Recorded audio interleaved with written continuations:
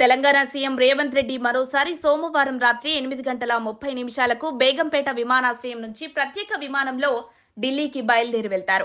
అయితే ఆదివారం నాడు జమ్మూ కాశ్మీర్ ఎన్నికల ప్రచారంలో తీవ్ర అస్వస్థతకు గురైన ఏఐసీసీ అధ్యక్షుడు మల్లికార్జున ఖర్గేను ఆయన పరామర్శించనున్నారు.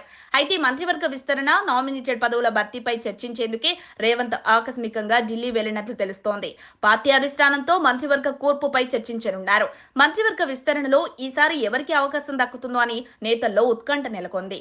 వైద్య చికిత్స పొందుతున్న ఆయనను పరామర్శించేందుకే సీఎం ఢిల్లీ వెళ్లారని సీఎంఓ వర్గాలు తెలిపాయి. హర్యానా, కశ్మీర్ ఎన్నికల ప్రచారంలో హైకమాండ్ నేతలు బిజీగా ఉన్నందున వారితో సమావేశమయ్యే అవకాశం లేదని, కేవలం ఒక్క పని మీద మాత్రమే ఆయన ఢిల్లీ వెళ్లారని పేర్కొన్నారు. ఆ రెండు రాష్ట్రాల అసెంబ్లీ ఎన్నికలు అక్టోబర్ 5న పూర్తవుతుందన్న ఆ తర్వాత మరోసారి వెళ్లి హైకమాండ్ నేతలతో సమావేశమయ్యే అవకాశం ఉంది. దసరాలోపు మంత్రివర్గ విస్తరణ, తెలంగాణలో మంత్రివర్గ విస్తరణకు సర్వం సిద్ధమైనట్లు తెలుస్తోంది. చాలా రోజులుగా నాంచుతూ వస్తున్న కేబినెట్ విస్తరణకు ఆమోదం పొందేందుకే రేవంత్ రెడ్డి ఢిల్లీ వెళ్లినట్లు సమాచారం. దసరాలోపు మంత్రివర్గ విస్తరణ చేపట్టాలని ఆయన పట్టుదలతో ఉన్నట్లు తెలుస్తోంది. హైడ్రా, మూసీ ప్రక్షాళన అంశాలపై ప్రతిపక్షాల నుంచి పెద్ద ఎత్తున విమర్శలు ఎదురవుతున్న వేళ మంత్రివర్గ విస్తరణ ఎలా ఉండబోతుందో అనే ఉత్కంఠ నెలకొంది. హైడ్రా కూల్చివేతలు, మూసీ సుందరీకరణ ప్రాజెక్టుపై ప్రజల్లో వ్యతిరేకత వ్యక్తమవుతున్నట్టు వార్తలొస్తున్న నేపథ్యంలో అధిష్టానం సీరియస్ గా ఉందని, వారికి వివరణిచ్చేందుకే సీఎం ఢిల్లీ వెళ్లారన్న చర్చ జరుగుతోంది.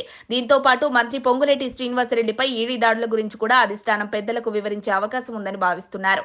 రేవంత్ రెడ్డి ముఖ్యమంత్రిగా బాధ్యతలు స్వీకరించిన తర్వాత ఢిల్లీకి వెళ్లడం ఇది 23వసారి కావడం విశేషం.